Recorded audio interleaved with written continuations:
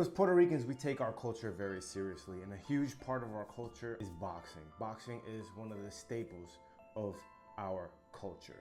We're not good at very many sports. We're pretty short, we're good looking, we're charismatic, and we have the best music.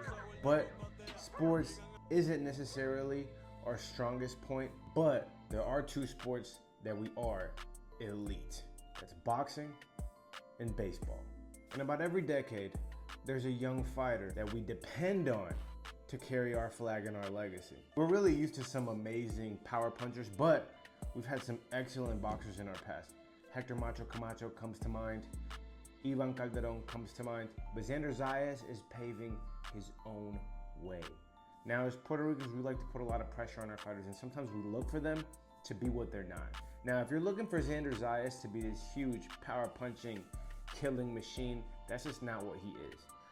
But Saturday night, he put on an absolute boxing clinic against a guy who's never been stopped, against a guy who I don't even believe has ever been dropped before, and handed him his third defeat. 100-90, 10 rounds to zip. This is the second time back-to-back that he's beaten somebody with in the same fashion, 10-0. At the end of the day, that's really impressive. From what I saw from Xander Zayas at 154, he can hang in there with anybody. Now, I don't see him right now at the level of Vergil Ortiz or the Ukrainian that fought Vergil Ortiz. I just don't see him right there yet. I don't see him at Fedora level yet. I don't. But I believe he could go in there with Tim Zoom. I believe that he can be a long night for Erickson Lubin. I believe that he can be a problem for just about anybody else in the division, and he is a formidable opponent. We haven't seen Jermell Charlo in a long time, so I don't know. I can't really talk about him. But what I can say is that this kid does have champion written all over him. Right now, he's the NABO, NABF champion. I mean, that's a nice title to be holding on to right now. Puerto Rico has a lot of high hopes in this kid. I'm not sure if he's going to be the next big thing.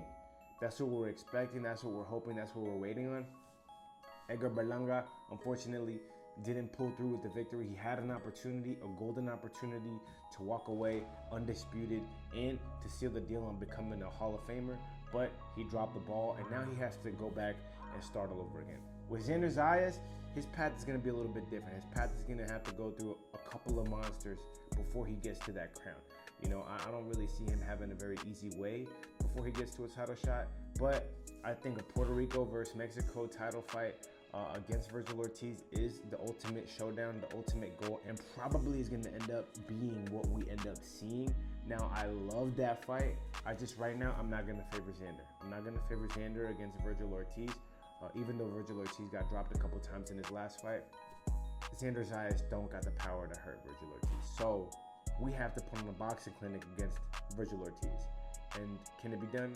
Absolutely. But is it going to be done? Not quite yet. I don't think so. I think he's got to cook a little bit. I think he's got to, season a little bit. But he's almost there, and he's proven his way. He's proven his point. He's beaten the shit out of these guys, and he boxed extremely well in this fight. I think he did a lot better in this fight than he did against the Teixeira fight, but he was also fighting a guy who was engaging. I think Teixeira kind of just went in there to survive. This guy went in there to win and allowed Xander to look phenomenal. So Puerto Rico's got a lot of high hopes in this kid. If you don't know who he is, check him out. Xander Zayas. Now, unfortunately, if you're looking for Mike Tyson, that's not the guy. But if you're a purist, if you're a boxing fan, this kid has the goods. Amazing combination, amazing punch selection, amazing work off the jab, amazing footwork, amazing head movement. Just basically fundamentally perfect. So let me know what you guys thought about that performance on Saturday. Let me know what you guys think about a Vergil Ortiz potential fight.